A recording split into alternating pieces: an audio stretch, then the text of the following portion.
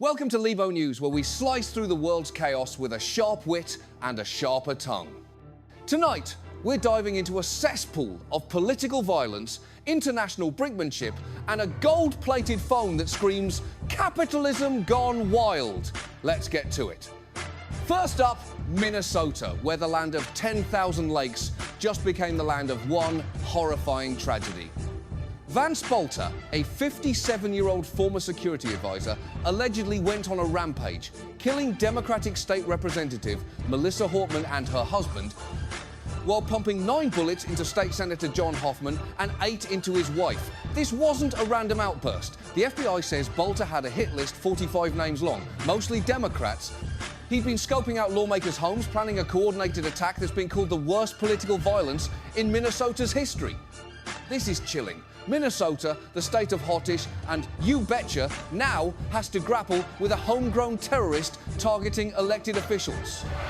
Community leaders are sounding the alarm, saying this isn't just one bad apple, it's a symptom of a rotting orchard. Political violence in America isn't new, but this level of premeditation? It's a gut punch. And it begs the question, when did disagreeing with someone's politics become a license to play executioner? Spoiler, it never should. Speaking of political violence, let's zoom out. The US is seeing a surge in threats and attacks on politicians, and it's not just Minnesota. From coast to coast, elected officials are facing death threats, vandalism, and worse. AP News calls it a conveyor belt of violence, fueled by extremist rhetoric and anarchist vibes that make the Wild West look like a knitting circle. This isn't just about one party, though. Democrats are disproportionately targeted. It's about a democracy under siege. When politicians can't do their jobs without body armor, we've got a problem. And no, the answer isn't more guns. It's tackling the toxic stew of polarization and paranoia before it boils over. Now, let's pivot to the Middle East, where Israel and Iran are locked in their 4th day of airstrikes, turning the region into a geopolitical powder keg. The US, never one to miss a fireworks show, has sent an aircraft carrier and refueling ships to the area because nothing says diplomacy like a floating fortress. Meanwhile, former President Trump reportedly shot down an Israeli proposal to assassinate Iran's supreme leader. Yes, you heard that right. Trump said no to a plan that sounds like it was ripped from a Tom Clancy novel. For once, de-escalation might be the name of the game, but don't hold your breath. With tensions this high, one wrong move could drag the US into a conflict it's not ready for. And honestly, who's got the budget for another war? Not me, and I'm guessing not you either. Back home, the Department of Veterans Affairs is stirring up its own storm. A new Trump administration rule lets VA doctors refuse treatment based on personal characteristics like marital status, political affiliations, or union activity. Yes, you read that correctly. A doctor can say, "Sorry, veteran, I don't treat union members."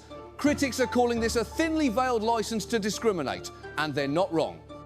Veterans, who've already sacrificed enough, now have to wonder if their healthcare depends on their doctor's politics. This isn't just bad policy, it's a betrayal of the people who served. If you're going to slap "Support our troops" on a bumper sticker, maybe don't follow it up with "but only if they vote the right way." And finally, let's talk about the Trump Organization, because why not end with a story that's equal parts absurd and infuriating? They've launched a $499 gold-colored phone and a Trump mobile service for $47.45 a month, because nothing screams man of the people like a telecom empire run by a sitting president. The conflict of interest here is so blatant, it's practically waving a red flag. Trump's businesses operate in a heavily regulated industry, and guess who's in charge of those regulations? Oh, right, Trump.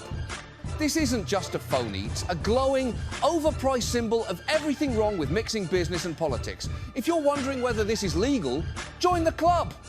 If you're wondering whether it's ethical, I've got a gold phone to sell you. That's it for Libo News. We've covered murder plots, global flashpoints, and a phone that costs more than my monthly rent. Join us next time as we keep trying to make sense of a world that's doing its best to make none. Good night, and maybe double check your locks.